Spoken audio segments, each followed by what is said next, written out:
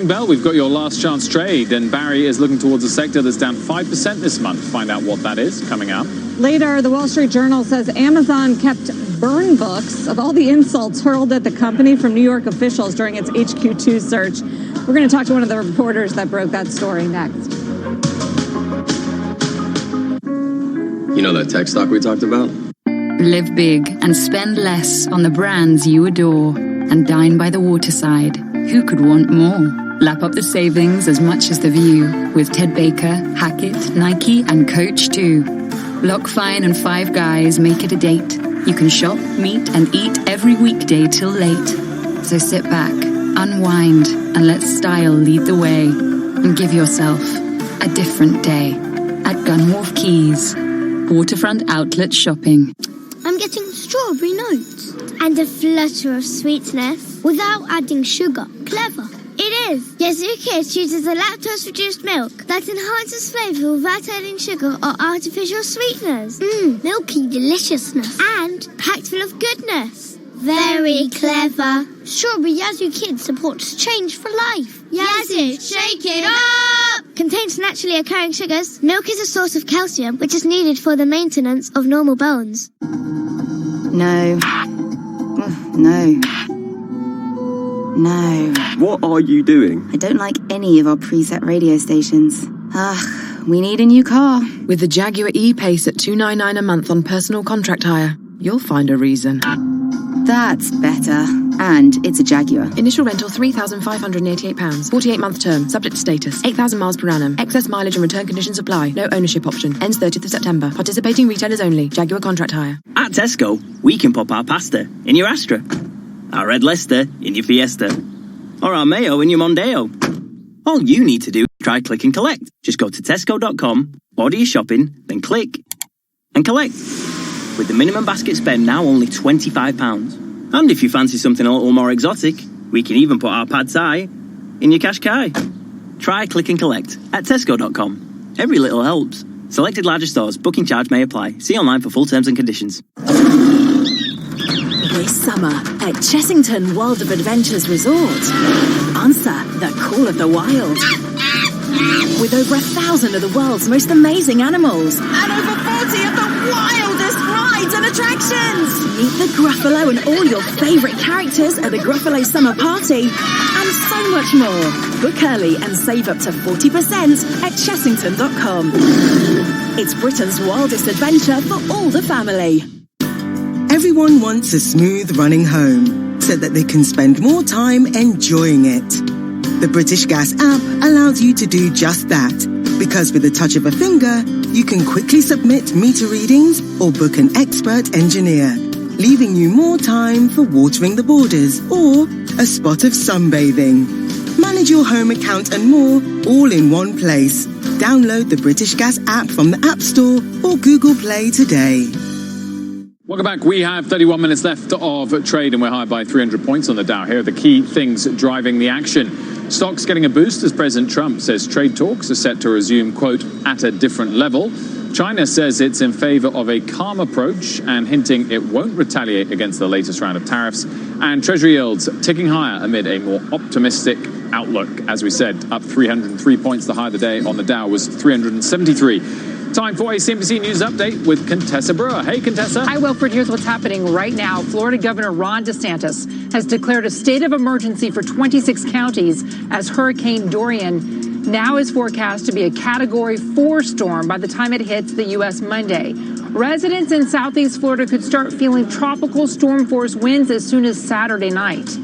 And Dorian already is affecting travel plans as airlines cancel flights and cruise lines redirect routes. Multiple airlines, Delta, American, United, Southwest, are waiving fees for travelers. Disney Cruise Line and Royal Caribbean have adjusted itineraries because of the storm. The city of Milwaukee is urging residents stop vaping immediately. 16 people in Wisconsin have been hospitalized with chemical pneumonia, which causes serious lung inflammation. All 16 reported vaping either tobacco or marijuana before being admitted to the hospital. And Jeopardy host Alex Trebek is back at work taping season 36 of the long-running trivia game show. Trebek finished chemotherapy for stage 4 pancreatic cancer, and the host told fans in a new video he's on the mend, that it's going to be a good year. We're glad to hear it. That's the CNBC News Update this hour. Back to you, Sarah. Contessa, thanks. Let's send it over to Mike Santoli for the second dashboard. Mike. Sarah, another brick in the wall, right? Markets often say to climb a wall of worry when it's available. We often on a Thursday take a look at the AAII weekly survey of investors, American Association of Individual Investors, bulls versus bears. It's a pretty dramatic picture, actually. Actually, a little bit of an increase in bearish sentiment, a little bit of a decrease in bullish sentiment. Obviously, the orange is bears, the blue is bulls. This is the split right here. Over 40% bears, just over 20% bulls. That's a pretty big split, so I'll circle that one. We have to go back to last December to find something similar, though more extreme, and then early 2016. These were all major market lows. They were severe corrections. This has been about a 6% or so pullback from a record high in a month. So that's a little bit of an outsized sentiment response. And it fits in with some other things we've been looking at. Yesterday, I looked at the fear versus greed index, showing investors pretty fearful, pretty hedged. So all else being equal, sentiment has gotten pretty depressed, and just a lift toward neutral is going to be a little bit of a tailwind. That's what we're seeing today, in part, I think, is a burning off of over negative sentiment in the short term on a tactical basis, guys. And yet, Mike, we're still 3% from the highs again. Right.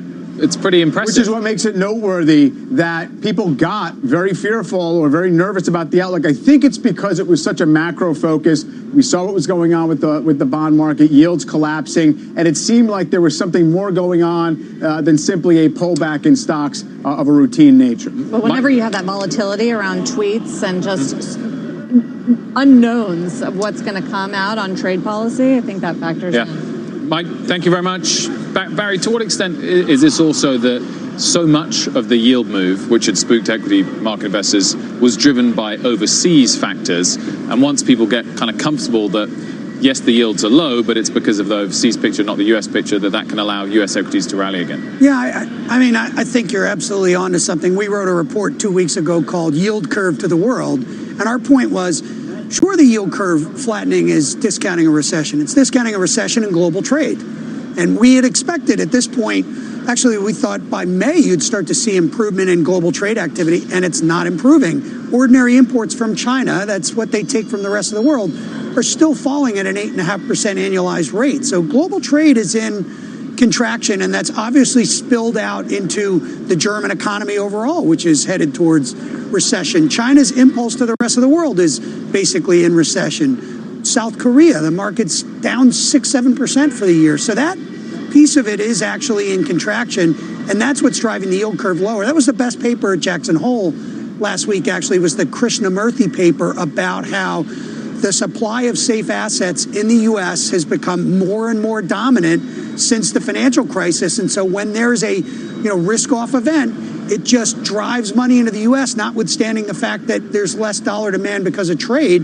It's just dollar demand for safe assets. And so that's what's driving the curve. Maybe a good time for a 100-year bond. They'll never sell enough to make a difference. And Argentina's extending this. Right. Yeah. Go longer than us. I think investors should just buy them from Argentina and Austria and other places like that. But you just can't sell enough to make a difference. Although what's important, though, is that under President Obama, they were actually extending the duration of the Treasury's issuance. And Mnuchin stopped that. And he wanted to take advantage of low short-term rates when rates were pegged at zero. And now he's actually talking about moving the duration of their issuance back out. And it makes sense that he should do it. I don't think he should bother with 100-year bonds. You could just sell more 10s and 30s. Right. We've got a market flash. It's on Altria. Frank Holland has the details for us. Hey, Frank. Well, Altria shares down just about 4% right now, following news that the FDA is investigating whether e-cigarettes can cause seizures. They're specifically looking at a handful of cases involving Juul devices. Altria has a 35% stake in Juul. Juul, in turn, has just about 75% of the U.S. e-cigarette market. So we know now an FDA official emailed former Commissioner Scott Gottlieb back in October saying no proof of causality, but at a minimum, an association with Juul. Juul in the headlines a lot today. According to the Wall Street Journal, it's also being investigated by the FTC over its use of social media influencers and whether minors were targeted. CEO Kevin Burns also appearing on CBS this morning, where he admitted it's not really clear what the long-term effects of vaping and using the Juul products really are. Again, Altria shares down about 4%. Back to you. Yeah, we're not having a good week anyway after deal talks were revealed between Altria and Philip Morris. Frank, thanks. Shares of Abercrombie are tanking today after the company cuts its forecast, citing concerns over tariffs. Up next, we're going to break down what the other big retailers are saying about trade tensions and how that could impact your wallet. Plus, we'll get earnings results from Ulta Beauty, Dell, and Marvell Technology after the bell. We'll preview the key things to watch in those reports coming out. Don't go anywhere. Flight number 417 is... Live big and spend less on the brands you adore and dine by the waterside. Who could want more? Lap up the savings as much as the view with Ted Baker, Hackett, Nike, and Coach too.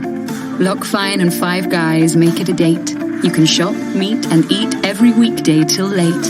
So sit back, unwind, and let style lead the way. And give yourself a different day at Gunwharf Keys. Waterfront outlet shopping. Strength and things. Strength and things. Strength and things. Strings and things. Strings and things and strings and things. Strings and things. Strings and things.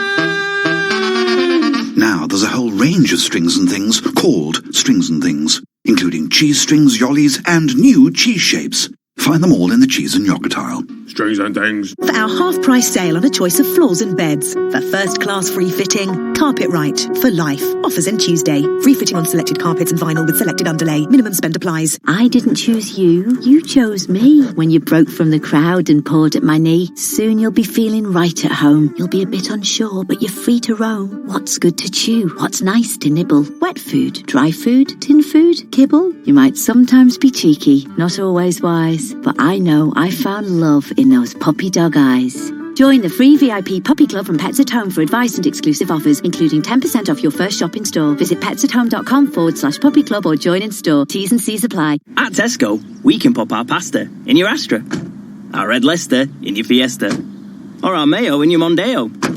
All you need to do is try click and collect. Just go to tesco.com, order your shopping, then click and collect.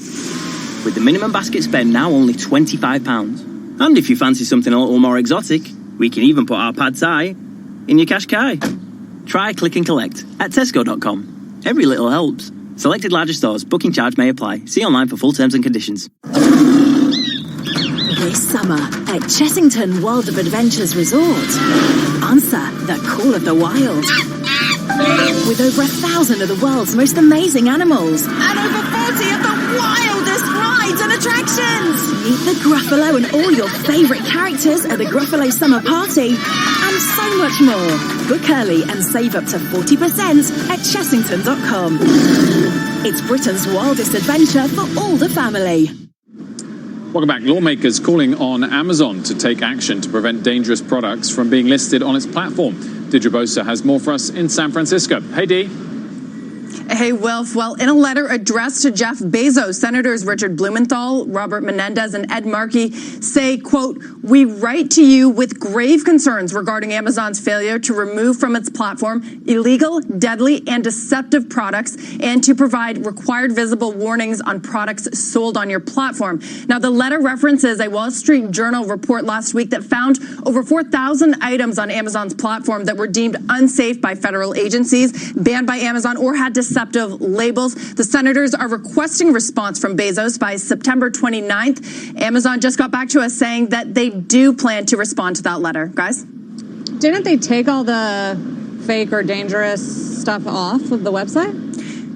They say that they've taken a lot of it, but it's kind of like whack-a-mole. Remember that third-party merchants make up more than half of the products sold on Amazon. So the whole issue is that they can go back up very quickly. There is an Amazon blog post on how they plan to confront this and how they are trying to take these items down, but stuff is slipping through the cracks, guys. Dee, thanks very much. I have to say, if Amazon has to be responsible for things being sold on its platform, why doesn't Facebook have to be responsible for the accuracy of things posted on its platform? I know that's different, but I'm just saying that senators haven't gone as far to hold Facebook to account to that level, Well, but I they think clearly they're are on trying to figure Amazon. out how to do that. Right, without going against Yeah, when various you rely amendments to on the third Constitution. party, right, it becomes tricky for Yeah. the companies. I get But the point. interesting that they've written that letter. 20 minutes left to go. The tariff countdown is on with the next tranche of tariffs on Chinese imports set to take effect this Sunday. Uncertainty surrounding the impact of these new tariffs remains top of mind for retail executives, though it is starting to influence the guidance. Columbia Sportswear CEO Tim Boyle, appearing on this network earlier today, expressed his concerns, along with a number of CEOs voicing uncertainty on earnings calls this morning. This basically rogue application of tariffs coming at a very bad time in the United States is going to be really, really difficult to manage. It is hard to predict how, at the macro level, consumers will react to higher prices resulting from tariffs. As you would imagine, the general overall volatility in the financial markets adds a level of caution to our outlook. I don't think anything in the base has changed. I think we have the unknown of tariffs and where they go and what they may do. I don't know that any of us have an answer for that at this point in time. Joining us to discuss is Patrick McKeever, the Daily on Retail president and founder. Welcome, Patrick. How overall much of a cloud is this hanging over the retail sector right now? Hi, Sarah. It's certainly a growing cloud, but there have been a number of retailers that really haven't felt it yet and that aren't expecting a big impact, even some that you would expect to be impacted by it, like Dollar Tree, for example, which reported this morning. They can't raise prices to offset the impact, so they're finding other ways, and a lot of what they're doing is just really leaning into, or leaning on, I should say, some of their vendors and extracting price concessions, cost concessions from them. Well, what about Best Buy, which was thought to be in the eye of the storm with this latest round of tariffs, and maybe the stock's not doing too well today, but the quarter itself was not bad, nor was the guidance. Yeah, the quarter wasn't too bad, Wilf. They had a 1.9% increase in same-store sales in the U.S. Canada was a little soft. They were up against a tough comparison.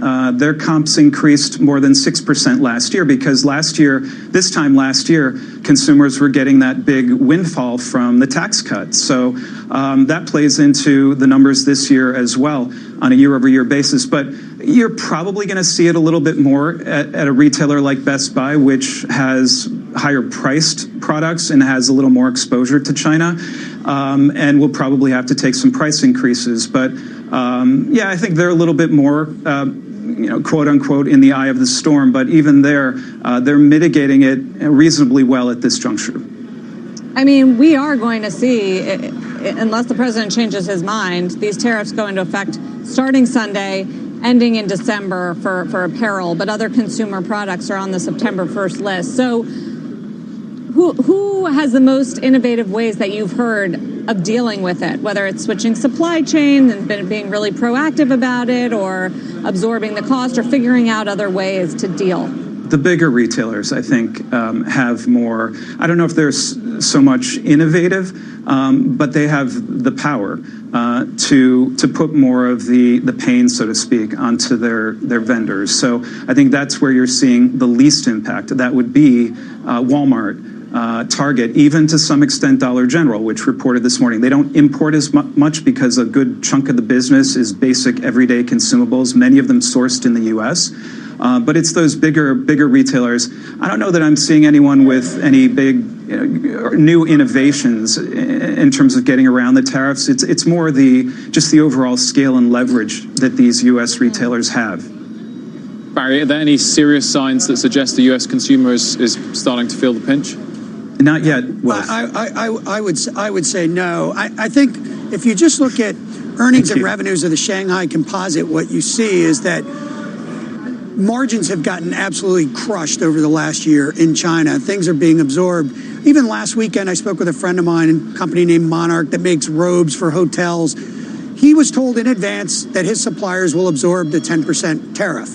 Now, other friends in industrial products, 25% is too much, right? And so that's impacting the industrial sector and supply chains. It's probably contributing to weak business confidence in the manufacturing sector. But on the consumer side, apparel side, I think they're being absorbed at this point. If they go from 10 to 25, it's not absorbable. Story. Right, but at 10, you can probably take the hit. Patrick, your take on that point, the U.S. consumer, quickly? Yeah, no, I agree with that. It does seem like right now, at least, they're being absorbed by the supply chain. Some of that is direct from the manufacturers in Asia, in China, and some of it is through the third parties, the middlemen that are also involved in some of the buys, the purchases that U.S. retailers make. So, but yeah, I mean, it's certainly something I'm watching very closely and do have some concern about the next step up in tariffs in September and also in December. Patrick, thanks for joining us. Great to see you. Thank you. We have just 14 minutes left until the close. We're up by 324 points on the Dow, over 1% of gains for all of the major indices today, led by the Russell. Once again, 2 days in a row, the small caps about performs. Coming up next, we've got your last chance to trade. 13 and a half minutes left. Investment mistakes? Oh boy, I've seen some doozies. Live big and spend less on the brands you adore and dine by the waterside. Who could want more? Lap up the savings as much as the view with Ted Baker, Hackett, Nike and Coach too. Lock Fine and Five Guys make it a date. You can shop, meet and eat every weekday till late. So sit back, unwind and let style lead the way and give yourself a different day at Gunwharf Keys. Waterfront outlet shopping. I'm getting strawberry notes and a flutter of sweetness without adding sugar. Clever. It is. Yes, chooses a lactose-reduced milk that enhances flavour without adding sugar or artificial sweeteners. Milky deliciousness and packed full of goodness. Very clever. Strawberry Yazoo Kids supports change for life. Yazoo, shake it up! Contains naturally occurring sugars. Milk is a source of calcium, which is needed for the maintenance of normal bones. I didn't choose you, you chose me. When you broke from the crowd and pawed at my knee, soon you'll be feeling right at home. You'll be a bit unsure, but you're free to roam. What's good to chew? What's nice to nibble? Wet food, dry food, tin food, kibble? You might sometimes be cheeky, not always wise, but I know I found love in those puppy dog eyes. Join the free VIP Puppy Club from Pets at Home for advice and exclusive offers, including 10% off your first shop in store. Visit petsathome.com/puppy club or join in store. T's and C's apply. At Tesco, we can pop our pasta in your Astra, our red Leicester in your Fiesta, or our mayo in your Mondeo. All you need to do is try click and collect. Just go to tesco.com, order your shopping, then click and collect. With the minimum basket spend now only £25. And if you fancy something a little more exotic, we can even put our pad thai in your Qashqai. Try click and collect at tesco.com. Every little helps. Selected larger stores. Booking charge may apply. See online for full terms and conditions. Trade boldly. Daily 3X leveraged ETFs from Direction. Before investing, carefully consider a fund's investment objectives, risk, charges, and expenses contained in the prospectus. Available at directioninvestments.com. Read it carefully. Cover it up. That's what I did when I started losing my hair. Then I realized I could actually do something. Now I use Keeps, the easiest way to keep my hair. And it only costs $1 a day, which means no more covering up. Get started at Keeps.com. You should be mad at leaf blowers. You should be mad your neighbor always wants to hang out. I got a new grill. And you should be mad your smart fridge is unnecessarily complicated. Make ice. Making ice. But you're not mad because you have E-Trade, which isn't complicated. Their tools make trading quicker and simpler so you can take on the markets with confidence. Don't get mad. Get E-Trade and start trading today. The Closing Bell is sponsored by E-Trade, the original place to invest online. Welcome back. Just about 10 minutes left of the trade here. And you can see we're going strong across the major averages. Gains of more than 1%. Dow's up 338. Sector heat map, only one pocket of red within the S&P 500. 10 out of 11 higher. That's consumer staples, which is lower. Industrials up almost 2%. Information technology, financials having a nice day. Just continuing that comeback trade. For the week, Wilfred, financials are up 3% after underperforming for the month of August. 3 more basis points out of consumer staples, and it adds another point to Mike's chart earlier today. Where they're all correlated every day. All moving in the same direction. I reckon we might get it. We'll see. We have 10 minutes left to see if we do, and we have 9.5 minutes left to get your last chance trade, Barry. What is it? What are you going for? Well, So we've called for a risk-off, our first risk-off call for the entire year. And like Lori, I don't think it's complete. So I wouldn't buy into a big rally today. But if I bought anything, the sector to me that's been overdone on the downside through this risk-off over the course of the last month is the financial sector and regional banks in particular. And the banking sector, through the deregulatory process, has gotten significantly more profitable. Return on assets is back to where it was prior level. Return on equity is back above 10% at a level where they should trade at a premium to book. Net interest income is going up. Cash levels are going down. So they're growing assets, even though there's some compression on the margin, obviously. But the sector has just been way overdone. This is the third episode this year where we've had a yield curve scare and the group's come off sharply. And each one of those has been an opportunity to get long the sector because earnings have been catalysts that have lasted for a couple of months or so. 2020 a risk for the banks? 2020 is a regulatory risk for the banks, for sure. Now, typically what happens in those run-up to the election is you get weakness in the, call it 18 months to 12 months ahead of time. But then as you get closer to the election, people start to realize, well, things may not change all that much. And unless we have a complete disruption of the congressional breakdown, you probably won't have serious legislation that will come about. There's a lot of discretion written into Dodd-Frank for sure. So there could be some rollback of the regulatory loosening. So it's a risk that's out there, but the group is incredibly cheap. And like the tech sector in the 2000s, it has stayed cheap throughout the business cycle, but that's an opportunity as well, because as we go through the next cycle, because as we go through the next cycle, banks will probably be stellar performers. So for a longer time horizon, for sure, banks make a lot of sense. After the bell, we're going to get earnings from Dell. CNBC's Deirdre Bosa has a preview for us. Deirdre. Sarah, the PC and data storage giant should give us some clues about global IT spending, a market that is facing uncertainty amid tariffs and trade talks and worries about a downturn. Now, in addition to PCs, the company also sells infrastructure equipment. So investors are going to be looking at how it's positioning itself in this space, supporting customers who are sticking with on-premise cloud, going hybrid, or going full cloud. Dell shares are major underperformers, down more than 4% year to date and down 30% over the last 3 months. Wall Street is expecting earnings per share of $1.47 on revenue of $23.3 billion. Guys?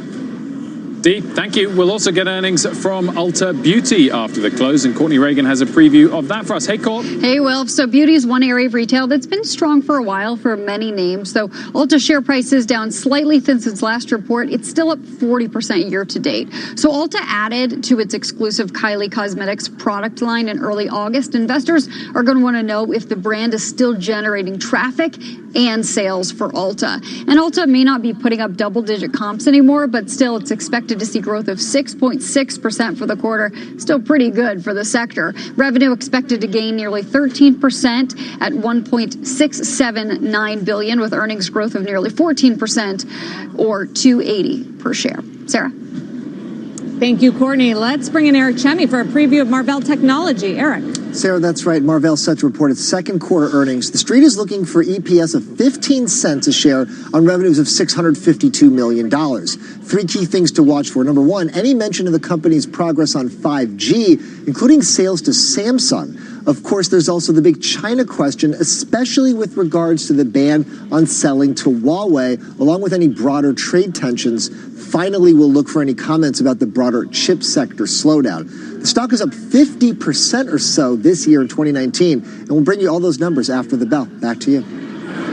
Eric Chemi, thank you. We have about 5 minutes left in today's session. Time now for the closing countdown. With the Dow up 322, let's trade the close with Michael Gibbs, Director of Portfolio and Technical Strategy at Raymond James. So, Michael, how much technical repair and recovery is this market doing this week? I mean, hard to read into it on the final week of August, but we've made a lot of ground back.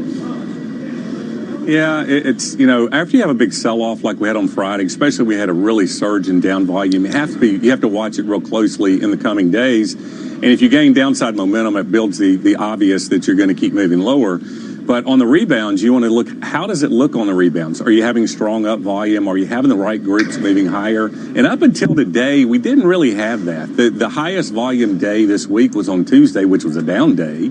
It's been sort of mixed. Yesterday, the leading group was energy, up 1.4%. Tech was only up 10 basis points, and that's just, energy's not going to be the leader. So today changed that to a great degree because you've got really strong up volume with the 80% range. You've got the leadership the way it should look. You've got the cyclicals, the industrials, tech leading the way.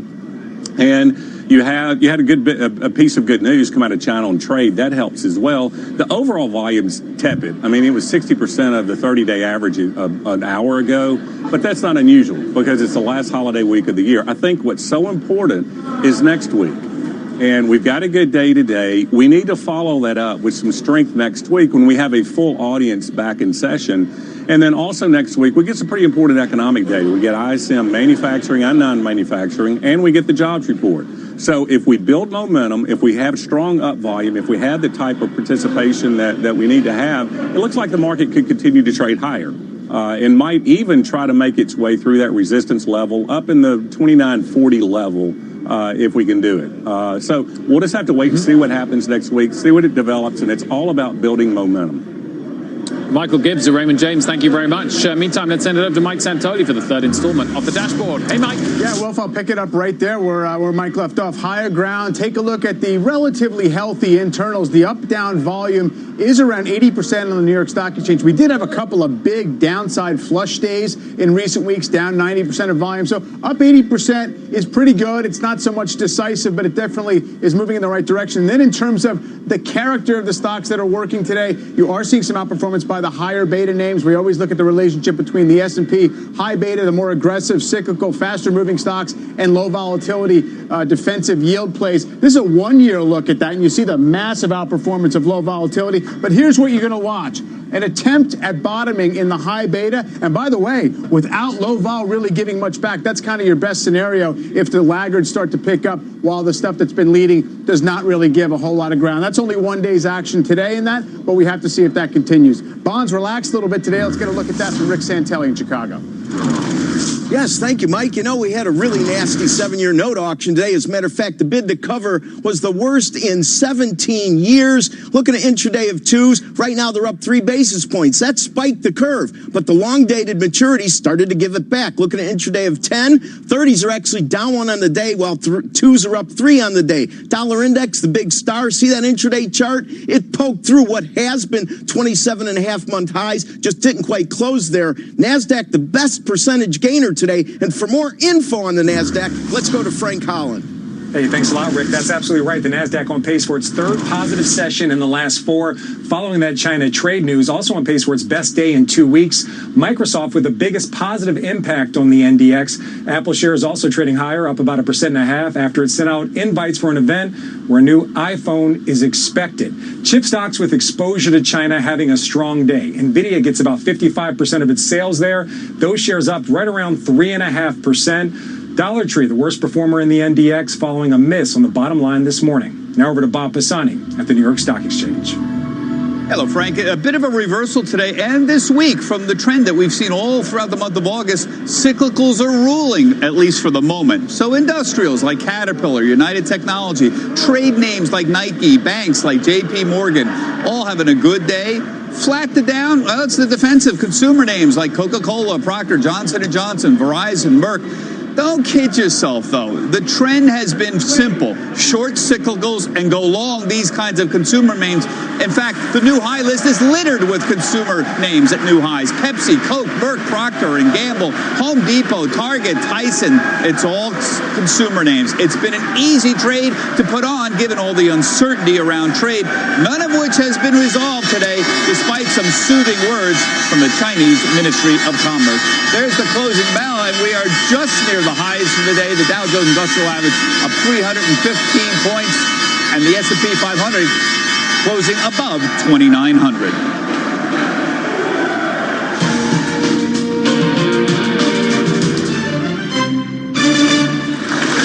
Good afternoon to you if you're just joining us. Welcome to the Closing Bell. I'm Wilfred Frost. And I'm Sarah Eisen here with Mike Santoli, CNBC senior markets commentator. The Dow, S&P, NASDAQ, and Russell 2000 all having a very strong session. Third day of gains for the major averages of the last 4 trading sessions. And it was a big one today. The S&P up 1.3%. Looks like we did we get all sectors to close green? Consumer staples barely negative. So Mike Santoli's everybody moves together holds. Industrials, technology, financials led the charge. Everyone was higher, as we mentioned. And as Bob said, it was really a cyclical story.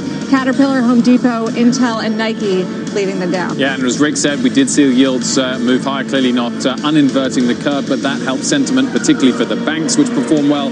Dollar slightly higher. Europe was higher earlier. Asia didn't really take part. I would say as well, S&P 500 now up 2.7% this week, down less than 2% now for the month of August. So strong week. Tomorrow will tell its own tale, I'm sure, also for how we end the month to for the week. break the streak, because we're coming off of 4 straight losing weeks for the market. We are still waiting as well for a slew of earnings. Dell, Ulta, Marvell Tech, and other names set to report any minute. We'll bring you those results as soon as we get them. First, though, let's talk about what happened today in the market. Justin Kelly, CIO of Winslow Capital and manager of Winslow Large Cap Growth Fund, joins us. Barry Knapp is still here, managing partner at Ironsides Macroeconomics. And Mike Santoli, to you, of course, on how much we read into the action that we saw this week. I mean, there were some fundamental headlines that drove us, like China overnight saying that they don't want to retaliate more and they want a calm resolution. Yeah, I consider it an unwind of some of the pessimism that got built in over the last week. In fact, the S&P 500 finished today almost exactly where it did 1 week ago. And that was the day before you had that escalation of the trade war from the president on Friday, and then you had the retaliatory comments. So essentially, you've just sort of won it back. And what happened in the intervening few days was people took the idea that the trade war was at a standoff, and it's going to exacerbate this move in terms of a global slowdown. The bond market seized up, clenched up in fear. So all this stuff just, I think, pressured the stock market enough to where people over-extrapolated immediate weakness. We haven't seen the evidence of it, and so on a technical basis, people got too negative. We unwound some of it in the last couple of days, and I think that's a positive. This trading range has held, but I don't think it really tells you what the story is from here on out, besides just, hey, maybe we overdid it in the short term, getting too negative. Justin, do you think this week's bounce back was justified, and in fact that we could touch fresh highs again relatively soon?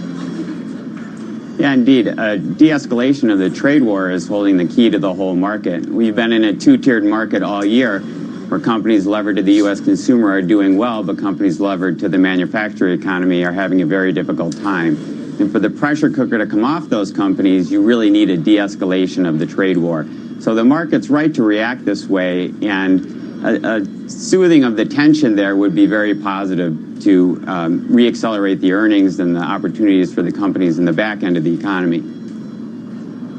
Mixed signals on the economy today, Barry. So we did get that second look at second quarter GDP, which was quite good. In fact, the consumer spending component up to 4.7 was a lot better than what was originally reported. But then we got a drop in pending home sales, something that we haven't seen, a level we haven't seen really in months.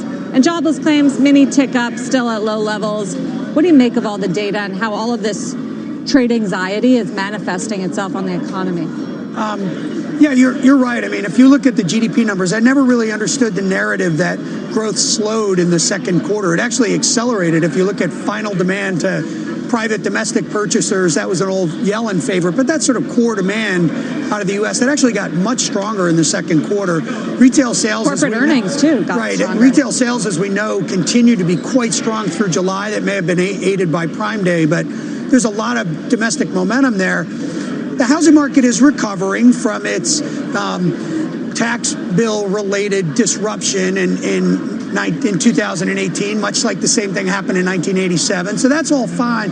But the fallout that you allude to is potentially going to be evident in ISM on Tuesday.